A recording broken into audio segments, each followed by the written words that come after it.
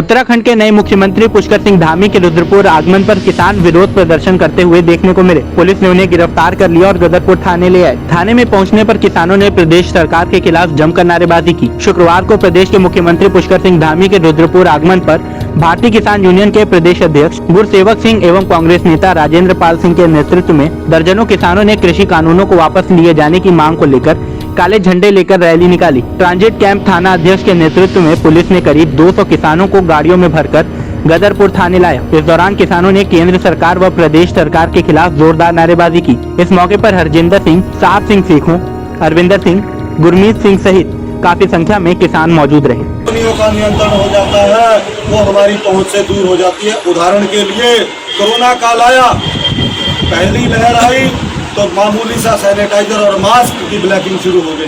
लोगों ने पैसा कमाना शुरू कर दिया। आपकी जिंदगी सैनिटाइजर और मास्क से बचनी थी, उसका सौदा हो गया। दूसरी लहर में बहुत सारी दवाइयां ऐसी थी जिससे कि जीवन दान मिलना था, वो दवाइयां ब्लैक कर दी गई और ये मौत के सौदागर हैं। उसके बाद कंपनियों के नियंत्रण में तेल आया, तेल, पेट्रोल और डीजल की कीमतें आज आसमान छू रही हैं। ऐसे ही जब आपका अन्न इनके नियंत्रण में आ जाएगा, जब आप भूख से मरने लगोगे तो ये आपके साथ सौदा करेंगे, उस अन्न के 4 गुना 10 गुना दाम आपसे वसूलने का काम करेंगे। इसलिए देश के अंदर इस चल रहे जन आंदोलन के आप भी सहयोगी बने। घर बैठे हर व्यक्ति को, हर जो आदमी सुबह उठकर एक भोजन का निवाला लेता है, उससे हमारी अपील है कि आप इस जन आंदोलन का प्रतिभागी बनिए। इसी क्रम को, इस विधानसभा के क्रम को आगे बढ़ाते हुए मैं अपील करूंगा हमारे नौजवान साथी श्रेष्ठ सिंह जी, आप भी स्पीकर महोदय के सामने अपने विचारों को रखें और किसानों के इस विधानसभा में आप भी प्रतिभागी। के क्षेत्रवासी और पूरे उत्तराखंड, उत्तर प्रदेश की सारी जनता जो किसानों का समर्थन करती है, संयुक्त किसान मोर्चे के एक आह्वान पर आज भारी गिनती में किसान गदरपुर थाने पहुंचे हैं। खुशी खुशी अपनी गिरफ्तारी देके यहाँ पहुंचे। जिस दिन संघर्ष में पहला कदम रखा था, उस दिन से किसान ने सोच लिया था ये सरकार जो है ये ब्रिटिश हुकूमत से भी आगे जा सकती है। उस समय भी किसान संघर्ष करता था, उस समय भी किसान ने वो लड़ाई जीती और आज देश आज़ाद हुआ। अब ये आज़ादी की लड़ाई है जब हमें भारतीय जनता पार्टी से इस देश को आज़ाद कराना। ये वो सरकार है जो हमारे अन्न को तिजोरियों में बंद करना चाहती है। एक उदाहरण देना चाहूँगा, जैसे वीर जी ने बताया कि ये जो सरकार है ये मौत की सौदागर है। जीवन दान देने वाली वस्तुओं के भाव रेट बढ़ा देती है। उदाहरण के तौर पर एक लीटर पानी जब बोतल में पैक हो जाता है, उसके ऊपर कंपनी का टैग लग जाता है, वो भी 20 रुपए का बेचा जाता है। 20 रुपए से लेकर 100 रुपए तक आम हमारे इलाके में भी पानी की बोतलें अस्पतालों में बेची जाती हैं। जो पानी जो फ्री में ईश्वर का तोहफा है जनता के लिए, ईश्वर का तोहफा है इस मनुष्यता के लिए, उसको भी 20 रुपए से लेकर 100 रुपए तक के रेट में कंपनियों के टैग लगा के बेचा जाता है।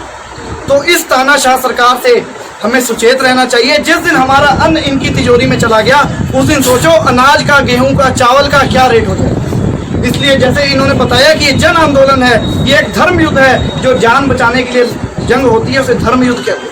किसी की जान बचाने से बड़ा कोई धर्म नहीं होता। तो इस धर्म युद्ध में मैं सबसे आह्वान करूंगा, अगर कुछ लोग अभी भी अपने निजी स्वार्थ के कारण भारतीय जनता पार्टी में जा रहे हैं, मैं उनसे आह्वान करता हूं कि आने वाली पीढ़ियां तुमसे पूछेंगी, जब ये तानाशाह सरकार तुम्हारे ऊपर जुल्म करेगी, हमारे आने वाली पीढ़ियों पर जुल्म करेगी, तब तुम्हारे बच्चे तुमसे पूछेंगे जिस समय ये आंदोलन चल रहा था, प्रोटेस्ट चल रहा था, उस समय आपने इसमें भागीदारी नहीं की। उस समय तुम जवाब देने के लायक नहीं बचोगे कि जब 400 से ज़्यादा किसान शहीद हो गए थे, तब हम इन मंत्रियों को सर पे डाल रहे थे भारतीय जनता पार्टी। उन्हें शर्म करनी चाहिए। तो मैं इतनी बात करके अपनी वाणी को विराम देता हूँ। वाहिगुरु जी का खालसा, वाहिगुरु जी की फतेह। आज के किसान विधानसभा में आमंत्रित करूंगा हमारे युवा साथी एडवोकेट गुरमीत सिंह विर्क जी को, और आपके बाद मेजर साहब का नंबर आएगा। पहले गुरमीत सिंह विर्क जी, आप भी किसान विधानसभा में अपना विचारों को सूक्ष्म तरीके से रखने का करते हैं। देखिए, मैं सबसे ज़्यादा इसमें युवा जुड़ रहे हैं इस आंदोलन से, और इतनी लहर जुड़ी है। मैं इतिहास में, गदरपुर के इतिहास में पहली बार ये देखूंगा कि इतने युवा आज इस लहर में जो सीएम ने आना था उसका विरोध करने के लिए पहुंचे हैं। और मैं यही उन लोगों को भी कहूंगा जो अभी भी अपने घरों पर बैठे हैं कि ये लड़ाई अब बढ़कर किसान पर नहीं, महंगाई पर और डीजल और पेट्रोल पर आके भी खड़ी हो गई है। और अगर आज भी नहीं आंदोलन के साथ जुड़ते तो बहुत नुकसान होगा। बाकी स्पीकर महोदय का मैं बहुत बहुत धन्यवाद करता हूं जिन्होंने मुझे सदन में अपनी बात रखने का मौका दिया, और तमाम सदन में बैठे हुए मेरे मित्र और मुझसे बड़े भी होंगे काफ़ी, तो उनको मैं प्रणाम करता हूं, सभी बैठे भाइयों को।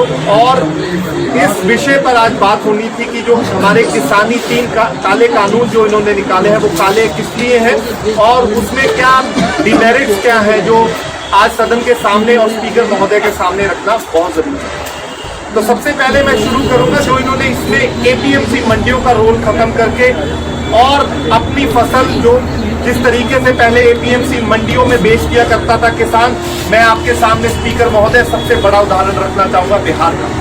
किसी समय में बिहार को इन्होंने शुगर बाउल बनाने का सिस्टम शुरू किया था। स्पीकर महोदय, ये चीज आपके संज्ञान में कभी ना कभी आई हो। और शुगर बाउल का बनाने का इनका ये सिस्टम था कि किसान प्राइवेट मंडियों में अपना अनाज लाकर बेचा करेगा, पर उसका आज परिणाम स्वरूप ये निकला है स्पीकर महोदय कि बिहार से अगर उठ के आता है जो भी कोई भी मिडिल मैन की मैं बात करता हूँ, तो वो वहां से फसल लाता है और आके एपीएमसी मंडियों में बेच देता है। यही हाल स्पीकर महोदय पिछले 6-7 महीने पहले हुआ। पंजाब के कुछ किसानों ने यूपी की ट्रालियां और उत्तराखंड की ट्रालियां आने बंद कर दी। तो कहीं ना कहीं स्पीकर महोदय आपके सामने ये चीज आई होगी कि किस तरीके से इन्होंने एपीएमसी मंडियों को खत्म करने का सिस्टम शुरू किया है। अगर इनका कहना है कि एपीएमसी मंडियां खत्म नहीं होंगी, तो क्या जो ये नया सिस्टम शुरू करने वाले हैं उसमें इन्होंने टैक्स सिस्टम जो इन्होंने कहा है कि हम टैक्स लगाना शुरू करेंगे। अरे अगर आप टैक्स लगाना शुरू करोगे तो एपीएमसी मंडियों में क्यों कोई बैठेगा, वो बाहर जाके अनाज खरीदेगा। दूसरी चीज इन्होंने बात की इसमें एसेंशियल कमोडिटी की। स्पीकर महोदय, मैं आपके सामने एक बहुत अहम मुद्दा इसमें रखना चाहूंगा। जो इन्होंने आवश्यक वस्तुओं में इन्होंने दाल, तिलक और गेहूं, आलू, प्याज, इन चीजों को एसेंशियल कमोडिटी से बाहर कर दिया। इनका ये कहना है कि अब आप जितना मर्जी उसको स्टॉक करना चाहोगे। आज मैं आपको बहुत लेटेस्ट उदाहरण स्पीकर महोदय आपके सामने रखना चाहूंगा। 2 जुलाई की बात है, इन्होंने एक प्रेस कॉन्फ्रेंस में एक चोरी छिपे एक ऑर्डर पास किया। उसने कहा कि अब आप अपनी फसल स्टॉक नहीं कर सकते, एक लिमिट से ज्यादा स्टॉक नहीं कर सकते। तो भैया पहले मीडिया के सामने आप चीखते क्यों रहे? पूरे देश को आपने बेवकूफ क्यों बनाया कि इसमें महंगाई नहीं बढ़ेगी? आज इन्फ्लेशन आप देख सकते हैं, महंगाई किस चरम सीमा कैसे छू रही है और डीजल, पेट्रोल की कीमतें किस तरीके से बढ़ रही हैं। स्पीकर महोदय, अगर अब भी ये बिल ना रद्द किए गए तो हमारा जो किसान है वो दिन बर दिन उसका शोषण जिस तरीके से आप देख रहे हैं बढ़ता जाएगा और पेट्रोल डीजल की कीमतें किस तरीके से चरम सीमा छू रही हैं। आम किसान या आम आदमी भी इसकी पकड़ में आ चुका है। और मैं तमाम जो इस सदन के माध्यम से मीडिया हमारा चैनल आम लोगों तक दिखा रहा है, मैं उनको ये कहना चाहूंगा कि जो लोग छोटे मॉल, छोटे दुकानदार हैं, अगर वो आज भी नहीं जुड़ेंगे इस आंदोलन के साथ तो अगला नंबर उनका लगने वाला है। तो इस आंदोलन के साथ जुड़िए और मैं इस बिल का पूर्ण विरोध करता हूं और इस सदन के सामने खड़े होके यही आशा करता हूं कि स्पीकर महोदय इस बिल को खत्म करा जाए या रिपील जो भी करना हो इसको करिए और इसको खत्म करके लोगों को विस्तार से बताया कि काले कानून में काला क्या है। इसी क्रम को आगे बढ़ाने से पहले मैं स्वागत करूंगा सरदार जितेंद्र सिंह जीतू जी, जो भारतीय किसान यूनियन टिकैत के प्रदेश युवा अध्यक्ष हैं। आप विधानसभा पहुंचे हैं, आपका भी हार्दिक अभिनंदन में स्वागत है जी से कि आप विधानसभा में अपने विचारों को बहुत बहुत धन्यवाद। इस सभा में उपस्थित सभी माननीय गणजन, कोई नहीं हमारे स्पीकर महोदय, जिस प्रकार से सबको अवगत है, सबको इस प्रकार की जानकारी है भी जो देश की सत्ता है वो लुटेरों के हाथ में आ चुकी है, जमाखोरों के हाथ में आ चुकी है, व्यापारियों के हाथ में आ चुकी है, जिनका एकमात्र उद्देश्य है मुनाफा।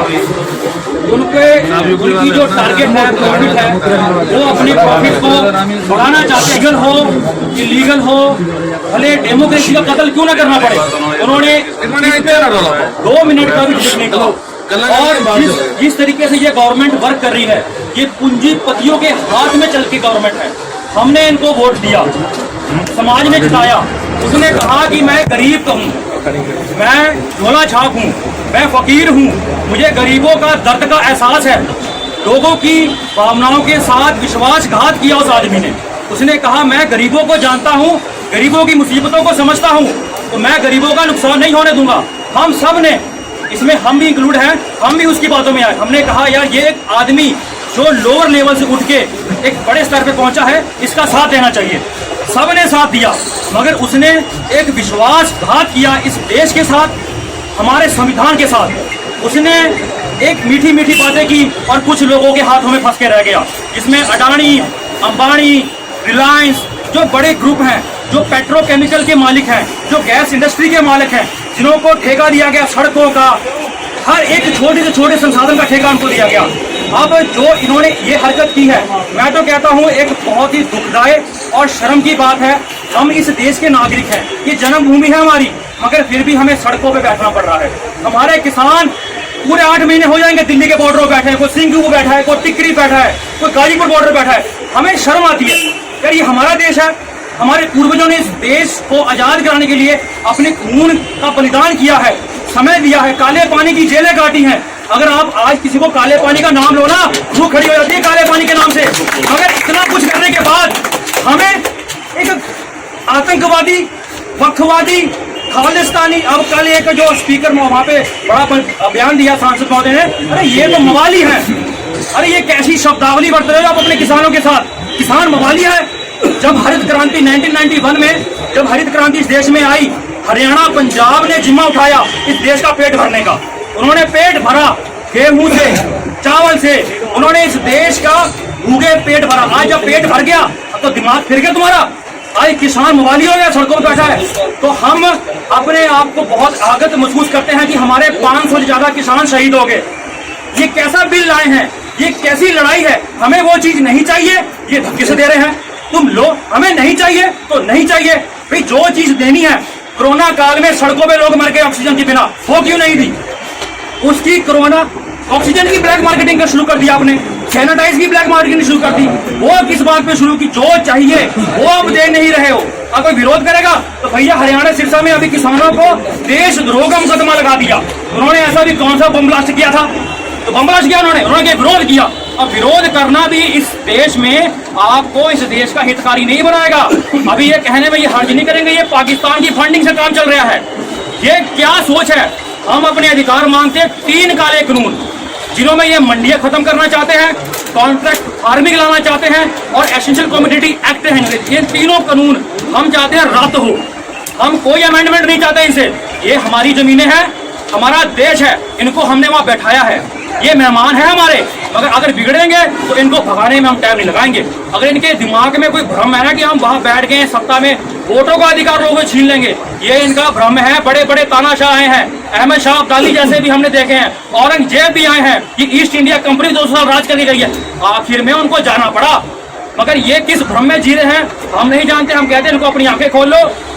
मैं एक उदाहरण देना चाहूंगा एसेंशियल कमोडिटी एक्ट पे। इस देश की बहुतायत आबादी मिडिल क्लास और लोअर मिडिल क्लास है। इसका मतलब यह है कि उनकी महीने की आय 15 से 20 हजार है, मेजॉरिटी ऑफ आबादी की।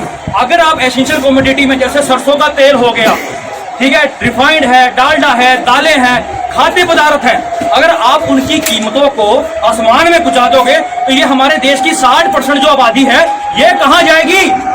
ये भिखमंगी बनेगी। ऊपर से आप कहते हो फ्री राशन। अरे फ्री राशन नहीं चाहिए, हम कोई भिखमंगे थोड़ी हैं फ्री राशन चाहिए। हम मेहनत करते हैं, इस देश का टैक्स भरते हैं, इस देश की सड़कों पे चल रहे हैं। अगर गाड़ी ले रहे हैं तो टैक्स भर रहे हैं, अगर सड़कों पे चल रहे हैं तो टैक्स भर रहे हैं। हम टैक्स भरने के योग्य हैं, हम मेहनत करने के योग्य हैं। हमें किसी प्रकार का कोई अन्न नहीं, फ्री नहीं चाहिए। मगर ये जो सरकार है ये मान ले 3 काले कानून रद्द करे।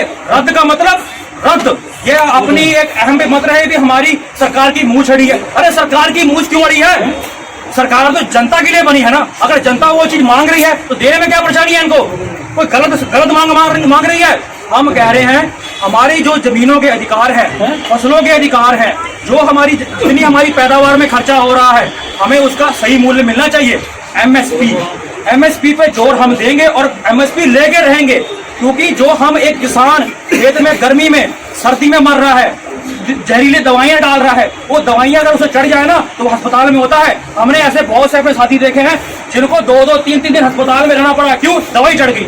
अब इसके बाद भी, इतनी मेहनत करने के बाद भी आप कुछ नहीं, आप तो ये अलगाववादी हैं, भड़काऊ।